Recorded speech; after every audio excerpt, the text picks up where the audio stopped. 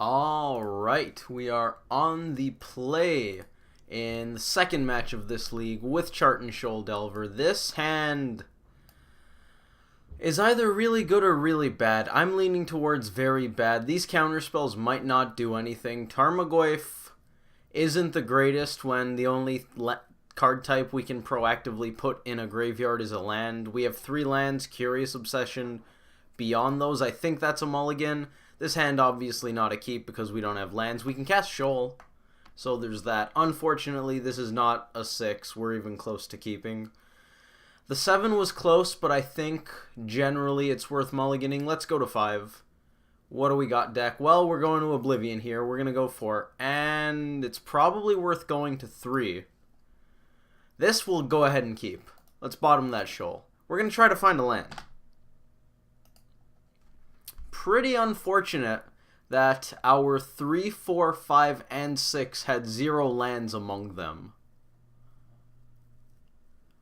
Are we willing to Disrupting Shoal a turn 1 discard spell here? That's a good question. Hierarch I am down with taking out. That's a very strange fetch from our opponent.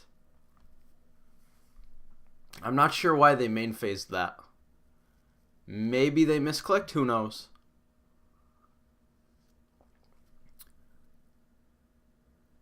I appreciate that we're learning colors. This is probably Traverse Shadow. Smells like Traverse Shadow. Do we just scoop so that they don't get any information out of us? Just a Grim Flare, that's fine. We can't counter that anyways. We found a land. Okay. We are basically 0% to win this game, I want to say. We're gonna go Shock, play Delver. They probably kill it. If they have any removal spell, we're pretty well forced to Shoal Pitch Obsession it. At which point the opponent either has a second removal spell or says, cool, you now have 1 card in your hand, which they don't know but isn't very far from castable Hooting Mandrills, and they still have 6 cards after they draw for turn, so I think we're not going to do anything. We're going to go ahead and essentially scoop. But I do want to see what other cards the opponent's playing. It looks a lot like Traverse Shadow. As much as it pains me to do, we're going to give up on this game. Traverse, that's fine. That gives us information. It does not give them information. Basic Swamp, sure. That's pretty easy to assume. Oh, they might mill things here. This is great. Technically, we probably had, like, I don't know, a 5% chance to win there if their hand was complete garbage, or maybe they just played very poorly.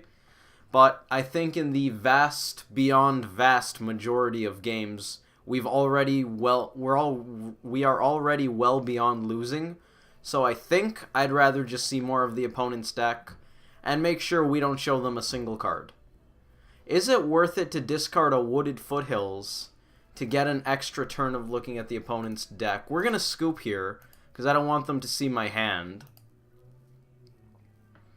Could be that that was wrong, but I'm going to assume playing like that was right once we were that far into, well, being on the back foot, let's say. We were in a very, very poor position when we found that Steam Vents.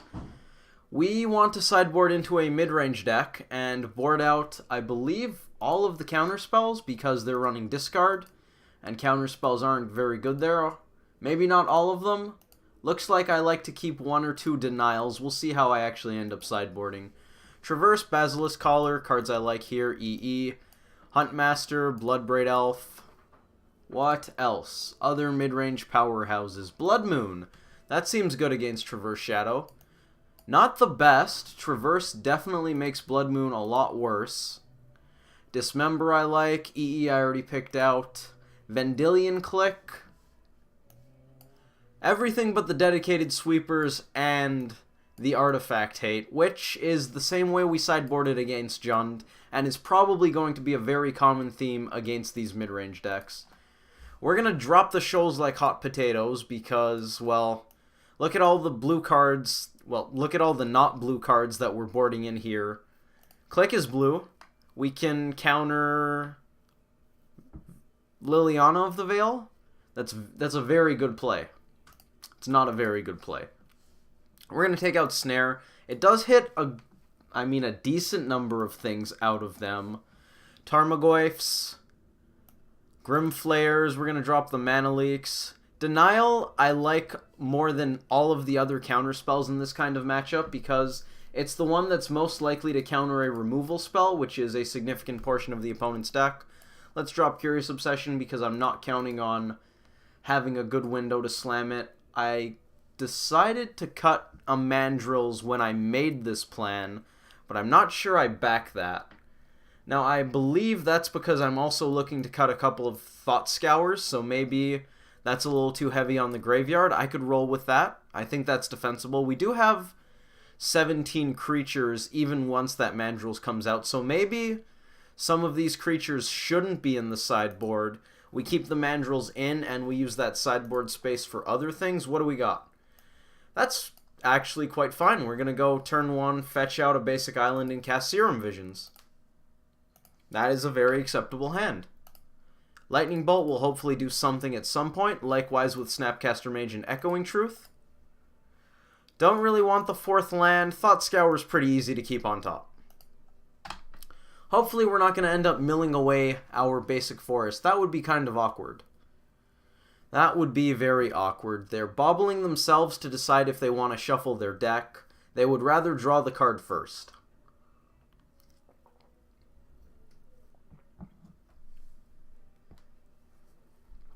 Thoughtseize, sure. We look like... No, we have a Stubborn Denial. That's going to get rid of the whole blue-red control feel that Snap Bolt and Echoing Truth would give off. They might figure out that we're playing Temur because of the Denial and the Foothills. We probably want to Scour before we do anything else. Basilisk Collar, Mishra's Bauble. I'm not stoked about that. I don't really want to play out the Steam Vents, I don't think. Worst case scenario, we'll grab a Breeding Pool and Denial something. If we really need to bolt, which seems fairly unlikely, we'll grab the Stomping Ground. I do think I want to get a Stomping Ground tapped here. Thoughtseize is going to resolve. This is the reason why we boarded out a bunch of counterspells and boarded in a bunch of top end. We are basically accepting that the shadow opponent is going to grind us way out of cards. We're full on embracing it, really. And once the dust settles, we're just hoping that our top decks are sufficient. What do we got here? A Traverse? No, a land tapped. Still weird to fetch there. I don't like that. The opponent probably just wants to give up priority. They know about our hand. Delver of Secrets, that's worth playing.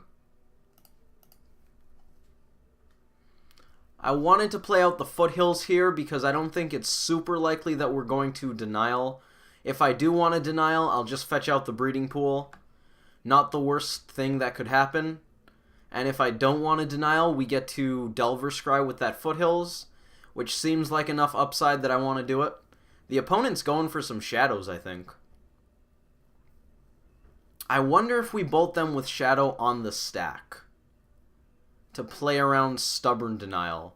Because we're going to want to bolt the opponent's face probably sooner or later.